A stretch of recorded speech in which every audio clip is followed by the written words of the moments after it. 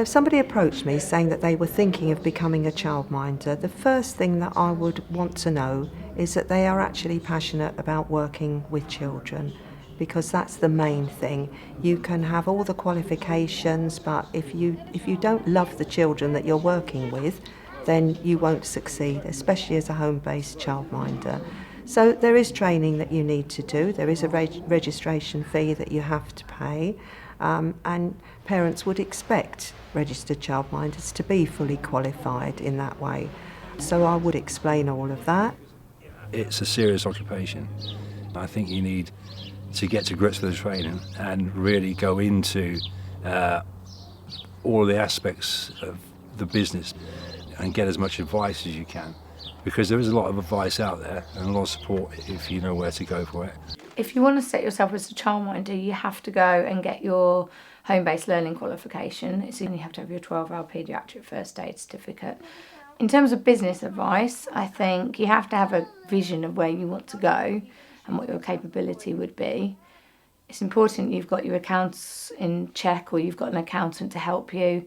Perhaps buddy up with another childminder in the area so that you know how to deal with things like invoicing, payment strategies, communications, what good practice that would be. And I would also explain the importance of getting your own family on board with it, because it's a home-based setting.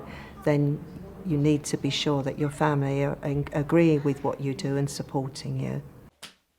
If somebody came to me wanting advice to set up as a childminder, I would make sure they're 100% committed to having people come into their house all the time, that they're prepared to work hard.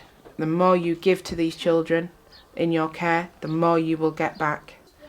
To see their faces smile and thrive and shine, and just a smile because they're happy with what you've given them or encouraging them to do, makes the world. It can be the best job, but then they also have to be prepared that you work after the children have gone, in preparing for another day, keeping up with the paperwork, and it's not just you, it's your family. It's not just your job, your whole family has to be on board.